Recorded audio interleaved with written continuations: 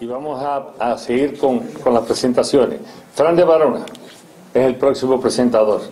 Profesor visitante y asociado en el Departamento de Currículo e Instrucción de la Florida International University. Historiador y propulsor de la historia de la Florida a través de publicaciones escritas y documentos en forma de video.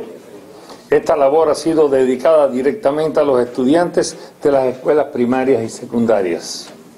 Ha sido el autor de un gran número de libros.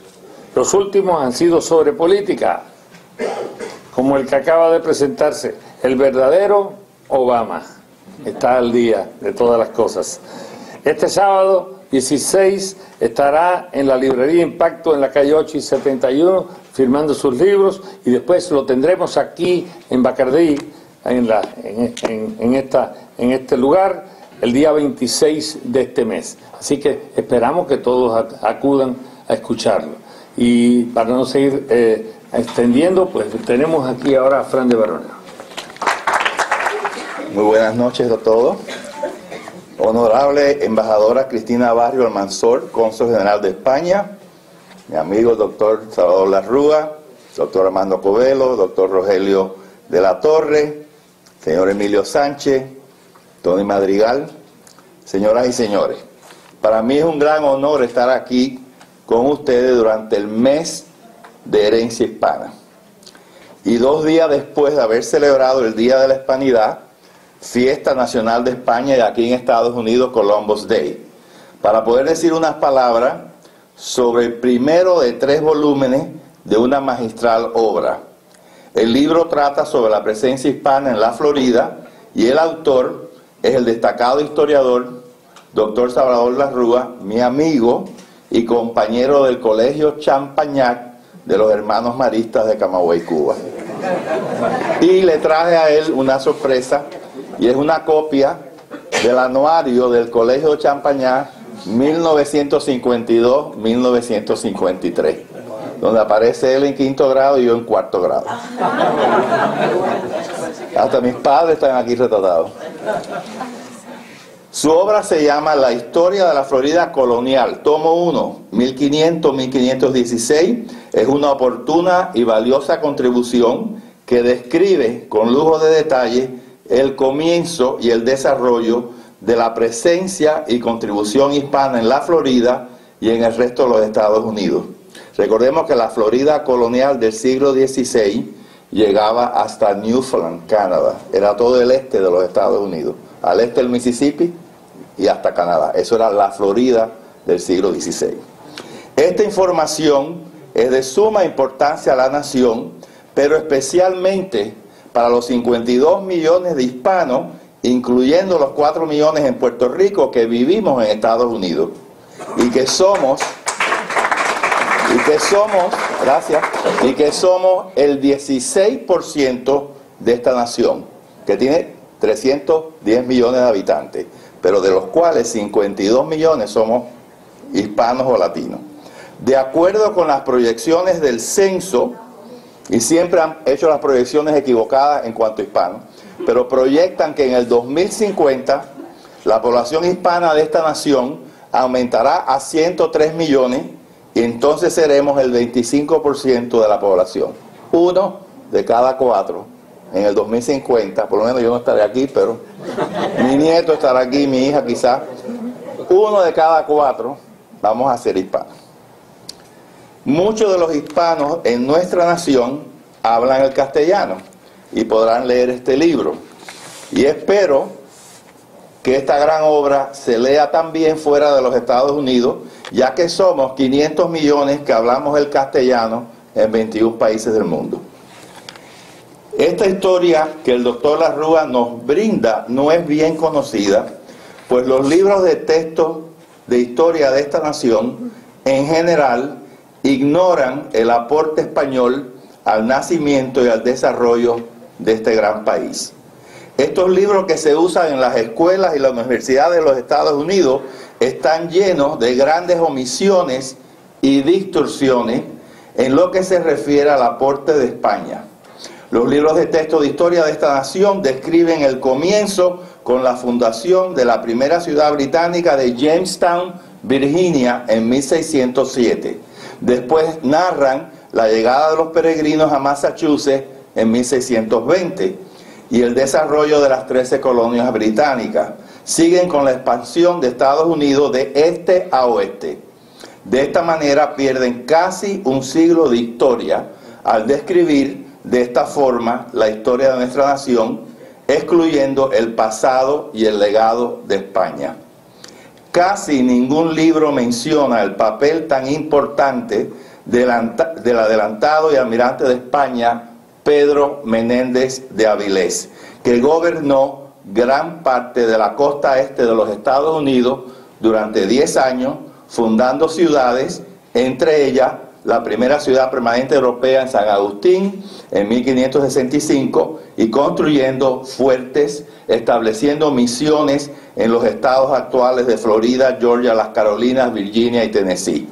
Durante un tiempo, Menéndez sirvió como gobernador de la Florida y fue responsable por la defensa de los asentamientos españoles en todo el Caribe y la protección de la flota de India.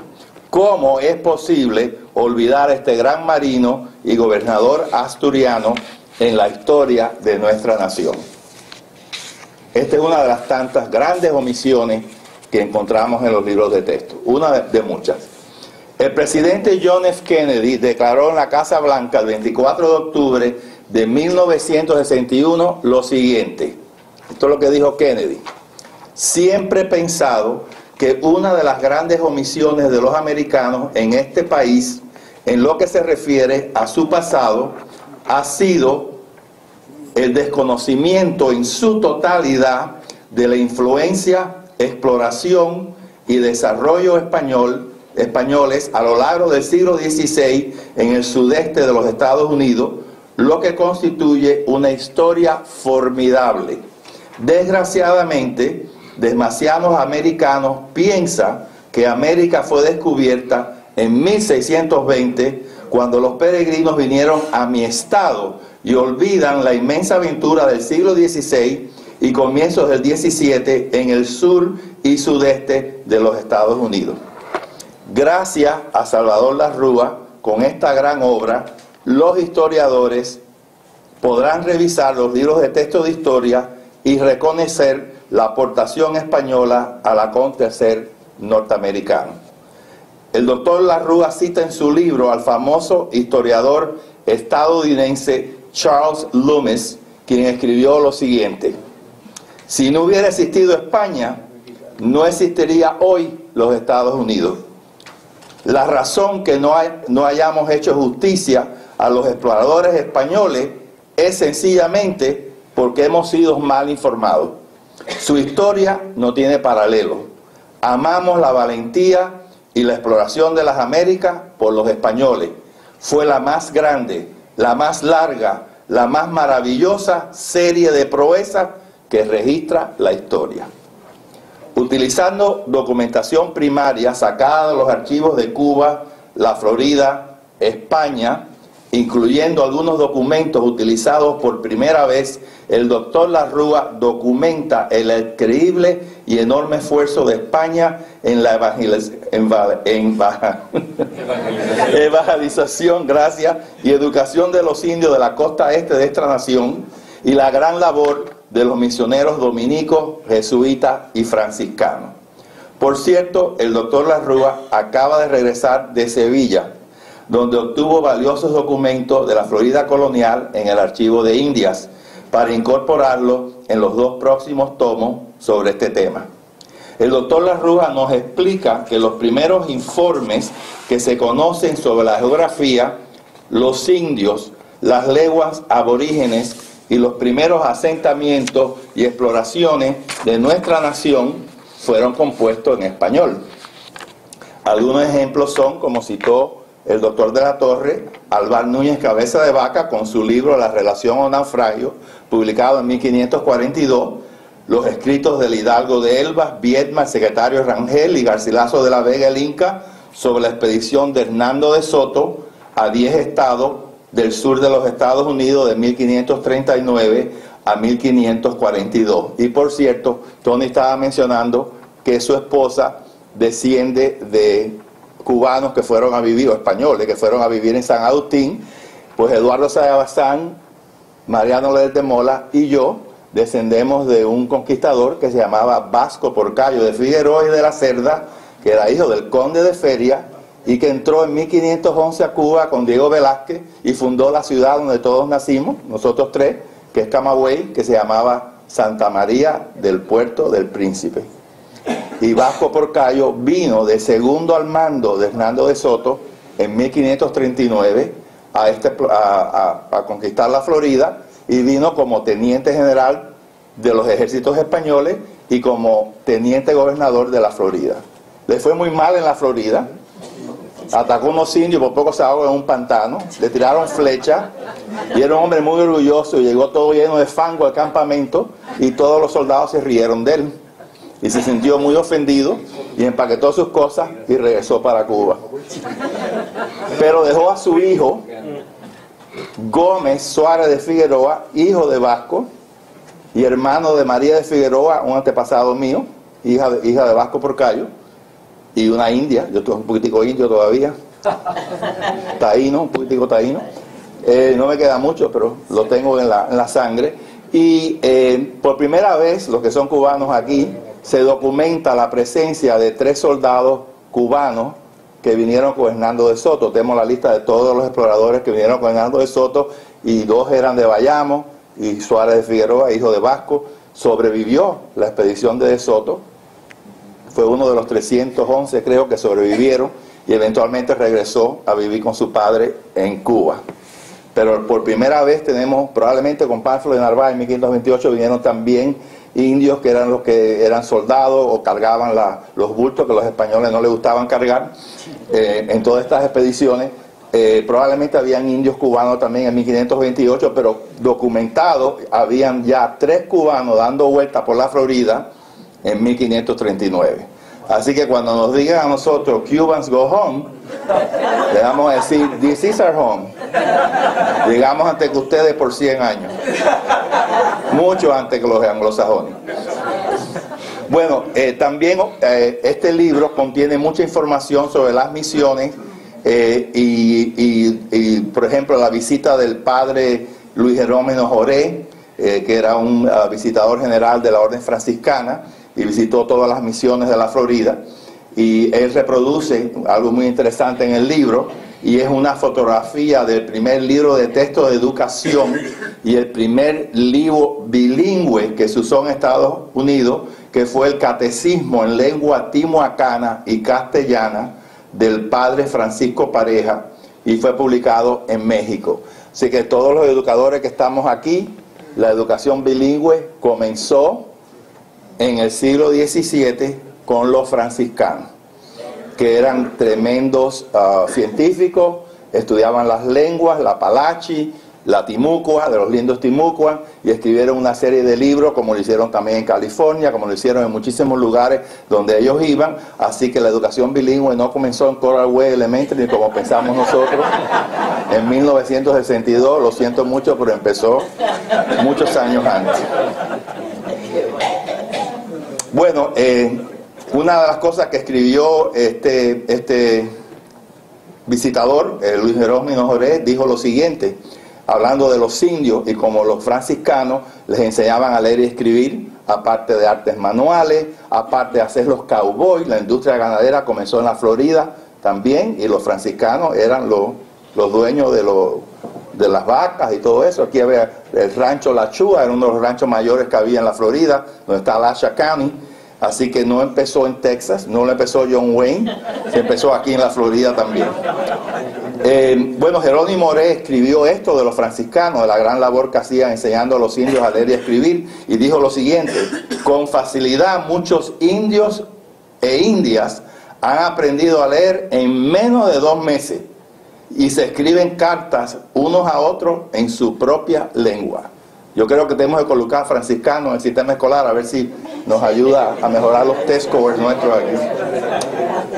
El historiador Larrúa narra las primeras exploraciones y expediciones y el gran esfuerzo de los gobernadores españoles en la colonización de esta tierra, que como dijo Rogelio, fue muy difícil de conquistar.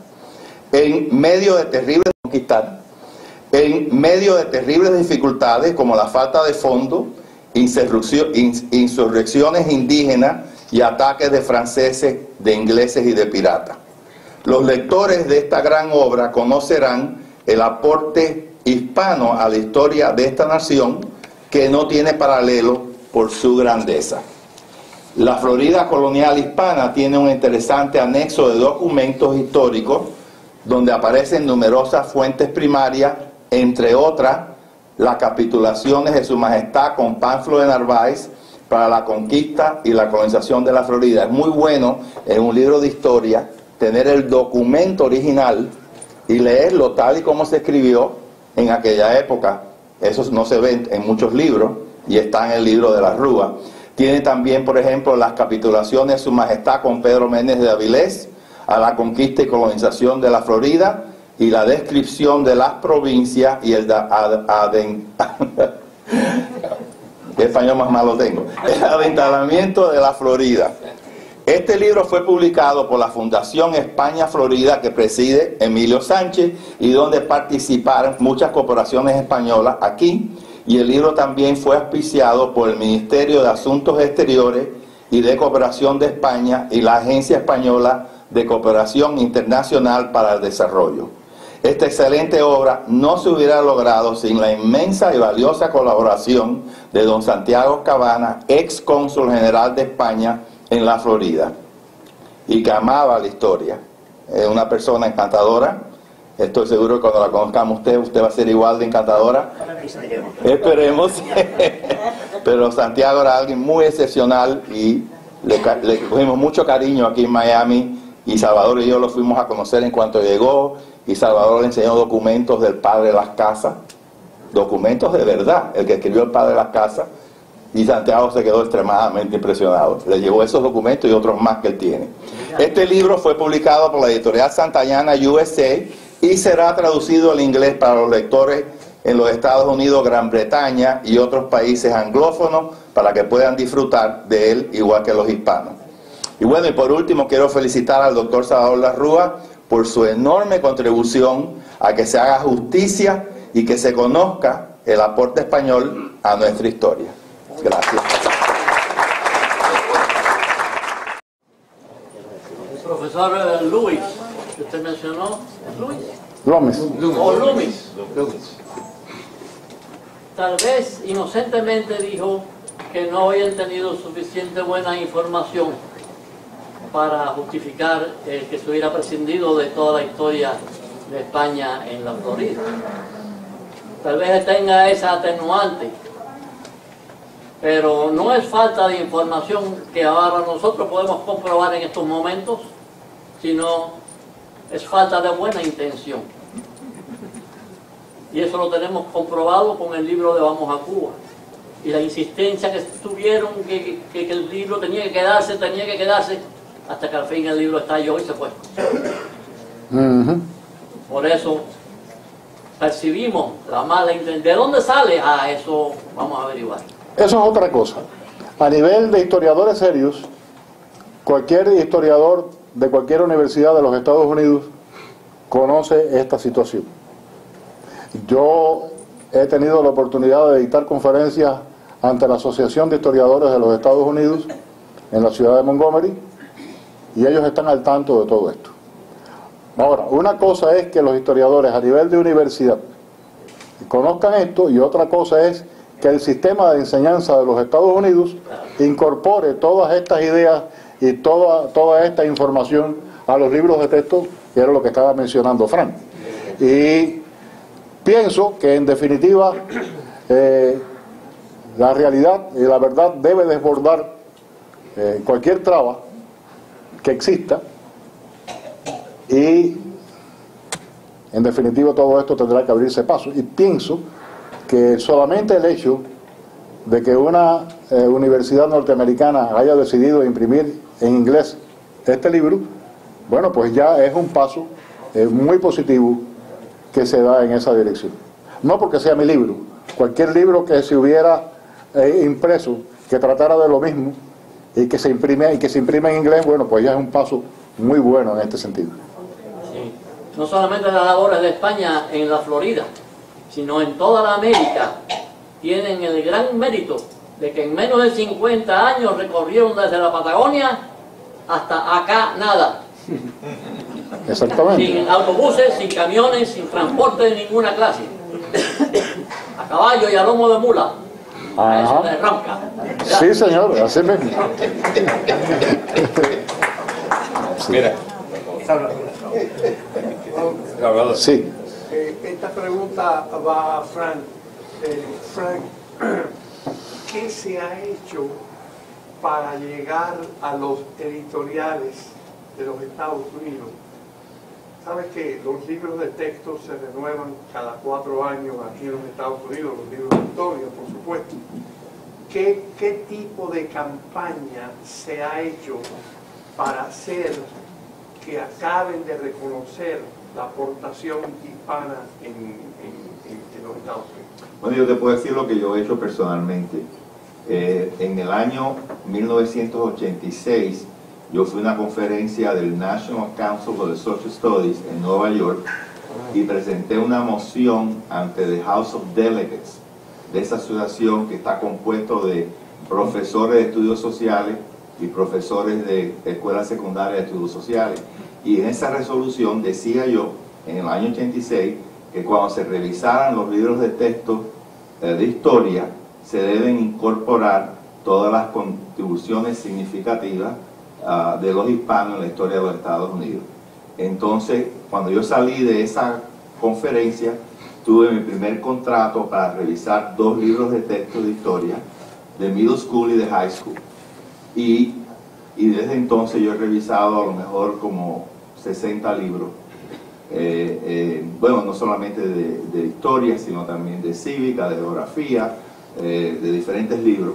Y he podido rellenar muchos de esos libros con nombres como Bernardo de Galvez, que ninguno, ni un solo libro lo decía en el año 86, y como eso, muchísimos más también. Pero por supuesto, yo hacía a lo mejor muchísimas recomendaciones y incorporaban el 10% de lo que yo recomendaba.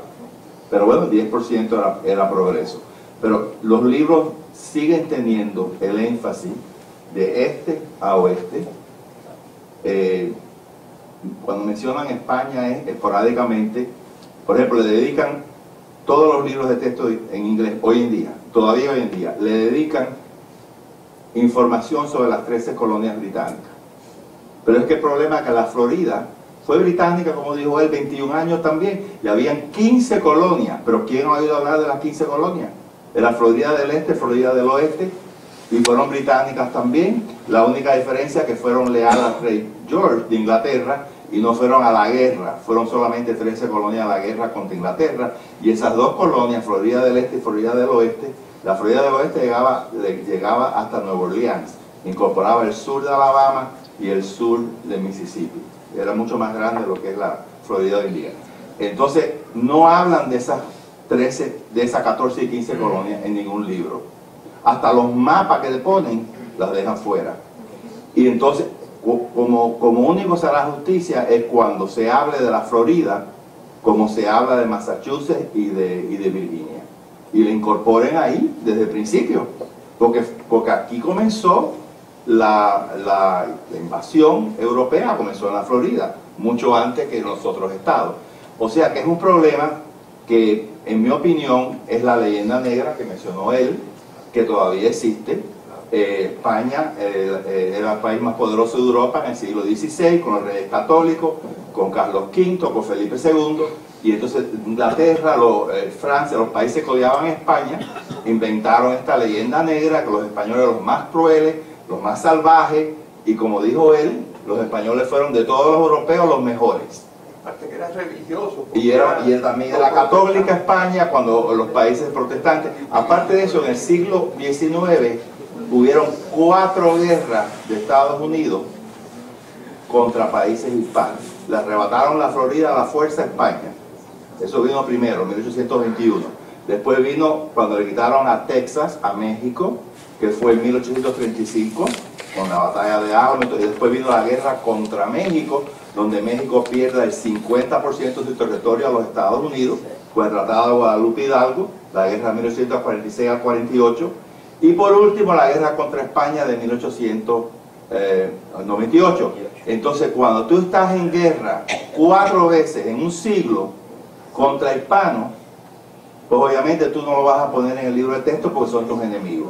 Y tus enemigos tú los desprecias, y por supuesto no hay celebración de mes de herencia hispana, no queremos saber nada de los españoles, y también tiene el sentimiento anticatólico tan bestial que existió en esta nación, donde quemaban conventos católicos en Boston y mataban a monjas y atacaban a los curas, porque era violento el anticatolicismo que había aquí, y España siempre representaba el catolicismo, y los hispanos casi todos son católicos. Así que toda esa mezcla de cosas ha hecho que se ha menospreciado, se ha marginado, se ha excluido la herencia hispana de los libros de texto. Pero eso está cambiando, como dice la Rúa, está cambiando. ¿Por qué? Porque hay muchos profesores aquí que escriben estas cosas también. El problema es que no están llegando a los libros de texto de historia, no están colocando expertos en esto a que escriban. Los libros están mejores ahora que hace 20 años, pero todavía no hemos llegado donde tenemos que llegar.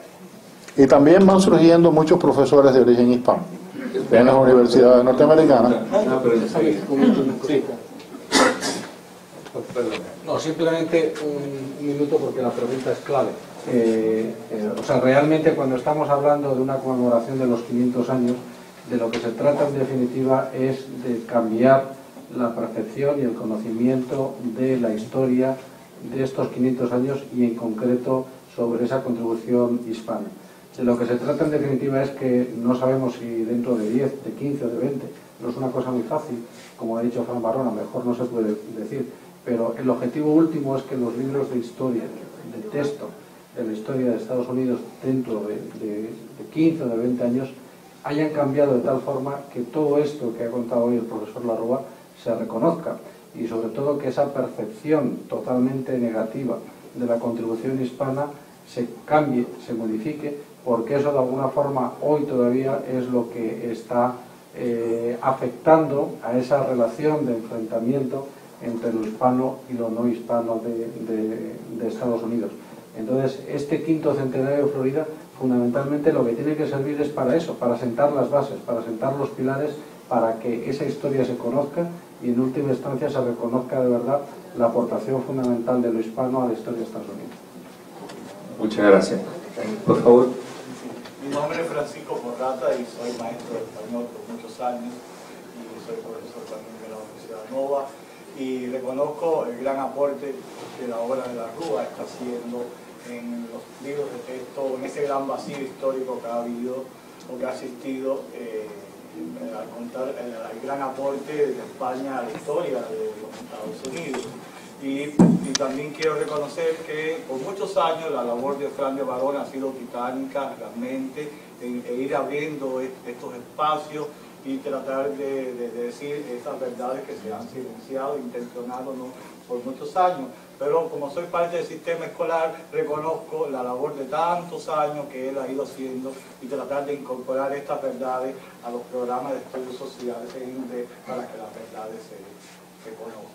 Agradezco mucho la presencia del consulado español, de los maestros de español. Estamos teniendo una labor titánica en estos días para tratar de conservar la enseñanza del español en nuestros colegios. Ayer hubo que hablar frente a la Junta Escolar, así que realmente es muy oportuno que estas grandes verdades se vayan abriendo pasos y que también se pueda conservar, que nuestros niños tengan el derecho a aprender una lengua tan maravillosa como es el español, el castellano, y el aporte de todos ustedes es importantísimo.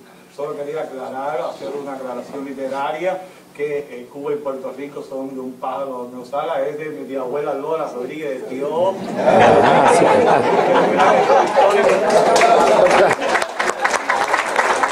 Muchas gracias. Ese gran autor argentino que tiene su obra sobre Álvaro Núñez Cabeza de Vaca, que este fue el largo atardecer del caminante, creo que se llama la obra, que dedica que hace una parodia sobre el naufragio de Álvaro Gil y Cabeza de Vaca. Esto es un largo camino que se va abriendo. Inclusive hay 2 películas sobre Álvaro Núñez Cabeza de Vaca. Adelante. Mi nombre es Pedro Camacho. Quisiera hacer una pregunta a Salvador. Por esa realidad histórica que tuvimos con el concordato de identificación, no es lo mismo, entre la estructura civil y la estructura eclesiástica. Tuve el gusto de una visita en el año 2000 a Luisiana, específicamente Tulane University, de ver algunos documentos que referían hasta ese momento, para mí desconocida, la relación eclesiástica entre la Habana y la Luisiana y algunos elementos pioneros en la civilización de la Luisiana francesa.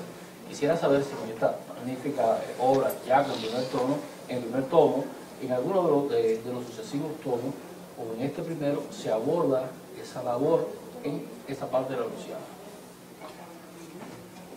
En la Luisiana específicamente no, porque el primer tomo llega hasta 1616 y en ese momento, bueno, pues no había prácticamente presencia española en la Luisiana, sino solamente los exploradores que pasaron por allí.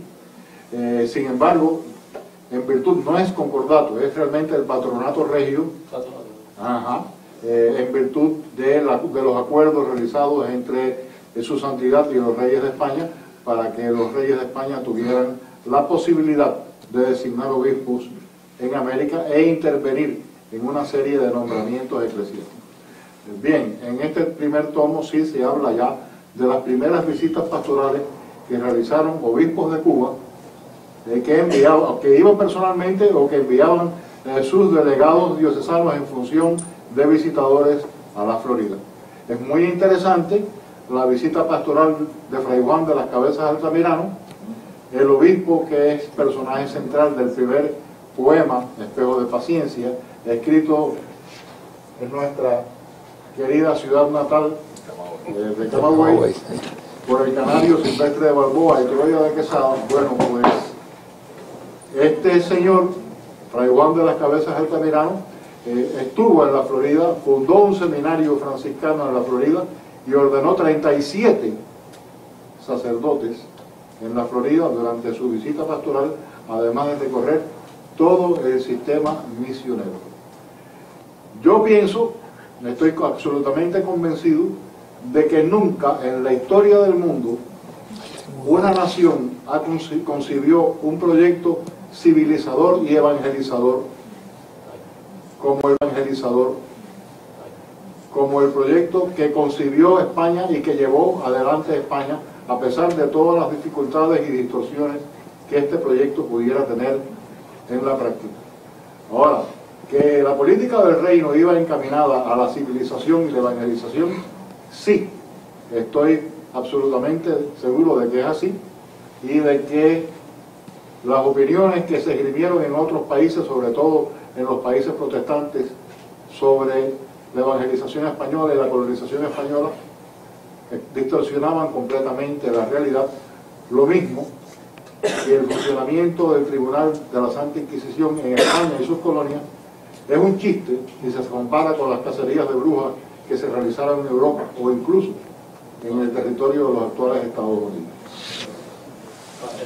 Vamos a contestar dos preguntas más, porque a las 9 tenemos que dejar y queremos que el profesor Larrúa pueda firmar los libros también. Perdonen, es lamentable eso. Sí, por favor. Yo quería agradecer a Larrúa y a Barona por el esfuerzo de esclarecer la historia de España. Cuando nuestros antepasados pelearon por la independencia de Cuba, de los Estados Unidos, bajo las órdenes de Calves, el enemigo era Nueva York. Todos los simpatizantes de la corona de Bretaña estaban en Nueva York. Y los dos únicos héroes indispensables de la independencia de este país eran Carlos III y Luis XVI. Porque produjeron la fuerza. ¿Alguna otra pregunta? Por favor. Buenas noches. Soy español, oriundo de Cuba. Eso quiere decir, ciudadano español nacido en Cuba. Hace poco se ha republicado un libro que escribí este año que se llama El Reino de Borondón, provincia de Península de Tonga. Es una historia que uso en mis conferencias en España para hablar como de provocar un debate de los participantes en la conferencia. Yo quiero felicitarles por lo que estáis haciendo. Es decir, el mantener un legado, tanto de lo español como del idioma, nos puede servir en el futuro para España, porque ahí estamos teniendo un problema. Dentro de poco se hablará español solamente en la mitad. El otro día fui a una conferencia, la di en Barcelona, y quisieron traducirme la catalán. Tuve que protestar porque les dije que mi familia había fundado Cataluña. Pero lo que sí quiero felicitarles es porque podéis conseguir con este legado, con estas informaciones, un punto al menos en el que dentro de X años pues nos podéis ayudar a hacer este trabajo allí también, cuando tengamos que reconstruir algunas cosas y servir como ejemplo de ello. Yo llevo muchos años dando conferencias, no soy profesor, fundé una escuela de máster. El objetivo era pagar los pisos, que era una cosa muy difícil en los años 60. El piso 52 libras no es cuestión fácil. Y creo que la defensa del español diferente del castellano, una cosa que debemos aprender, nos puede servir de ejemplo, nada más que eso, y podemos servir para que ese legado lo podamos exportar a España. Muchas gracias. La última pregunta, por favor.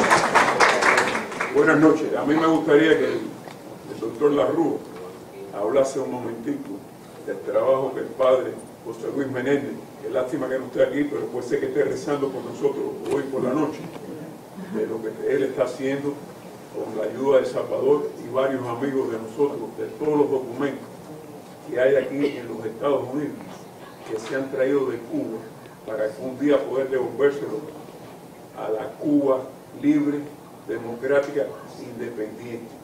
Que hay más de 60.000 documentos en este momento aquí en los Estados Unidos, ¿no? Donde el padre José Luis Menéndez quiere hacer el museo, famoso museo, que la verdad que cuesta mucho dinero, pero eventualmente puede ser que si alguno de nosotros se saca el Powerball o la loto, lo vamos a hacer. Se va a lograr, se va a lograr.